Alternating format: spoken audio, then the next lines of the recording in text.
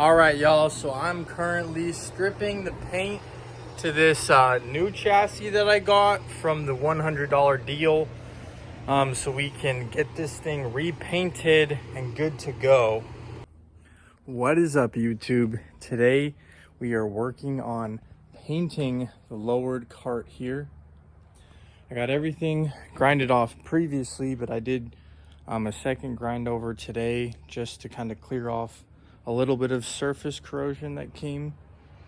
But yeah, I'm gonna hit it with some primer first, and then I'm gonna do the color later.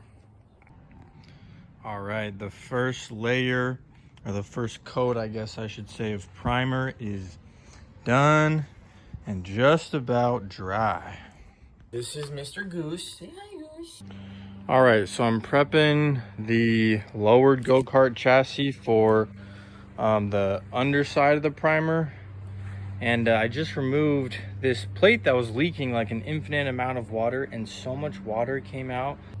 All right, YouTube, as you can see, my hands look like this, so hers can drive this, maybe, I don't know. But I just finished up a full coat on the bottom. I'm officially out of spray paint, so I can't really do the second coat yet. And then this is the lowered cart. So as you guys remember, we just finished kind of the first couple coats of primer on this thing. We have all the parts that we need except for some small things like tie rods and some hardware stuff. But this one should be pretty straightforward. All I need to do, mount the axle, mount a bolt for the brake drum, and then just kind of put everything on. This one should be pretty straightforward. The Honda GX 390 will barely fit on this, but we also have the Predator 212 that we could put on it. All right, so all I have to do on this chassis, I'm just going to be cutting off these because the threads are kind of trash, and I have brand new hardware and spindles for everything. So I'm going to be cutting off these, and then I'm going to be notching the frame right here because I can't get a bolt to go through there without hitting this. Right, YouTube, so as you can see, I got these grinded off, cleaned up a little bit, and I got ahead of myself. I mounted the axle. Now I'm going to be cutting the keys so I can lock everything into place. All right, YouTube, this is what we got going on. We have everything just about together. There's just a few finishing touches we need to do. Like, we need some tie rod spacers, so these will be able to link together. Then we also need to get the tie rods themselves. Mounting the pedals, that's pretty straightforward. I'm gonna need to weld a plate onto here for the drum brake, like, assembly, I guess you could say. Mounting the seat, and then putting the engine and chain on. I'm hoping that either today or tomorrow this thing will be ripping, and it definitely looks way better than it came from the manufacturer. Good morning, YouTube. Today it is a rainy day outside, and you might be asking, well, what happened last week? Well, last week I was hoping to get this cart up and running, possibly driving. I ran into a ton of problems with these tie rods here, so I'm just going to end up redoing this entire setup. So I tried first just getting some rod and then using a Harbor Freight like thread maker, but the Harbor Freight one is trash. I'm a Harbor Freight junkie. Like, I love Harbor Freight. I go there almost every weekend, but this item, this is not it. What I ended up doing is I ended up finding some threaded rod for it, and then I cut it to length yesterday.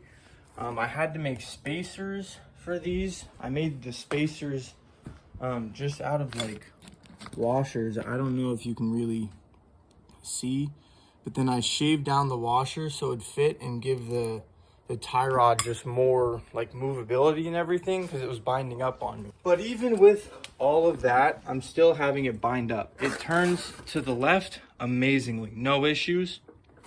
Keep in mind the chassis is bent here, so when the cart is straight, there's no weight on this wheel, so I need to bend this back.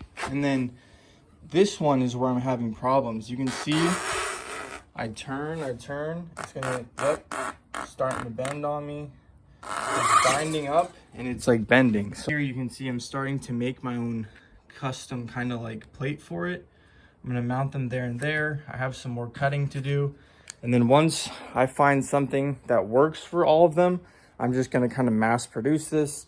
I'm making it out of a 3/16 thick, so it's gonna be nice and strong, probably stronger than it'll need to be, but I'd rather have that, especially for something like steering, because that's important. All right, guys, so I kind of want to run you why I ended up with this shape. So the reason they're so far apart is so that they won't hit each other, and it'll make the tie rods shorter, so they'll be easier to find, instead of, because currently they're like just over 12 inches per tie rod, which is a lot. That's big. There's a lot of leverage, and that means it's easy to bend it. So at perfect, it'll be like this. The karts now can't even get 90 degrees with their current setup. We can get full 90 like that, fine. We can even go there, because any more, and then there's going to be a center bar here, so that can't go more, but that's like the angle we're going to get. And when you compare that, oh yeah, it's also sized so that it will never be lower than the bottom of the cart, so that it's not going to like hit anything and like break stuff. So you can see to the left, that's not even 90, and I'm at lock. I can't go anymore. From here to all the way to there is just going to give it even more angle, right? Like these wheels are going to be insane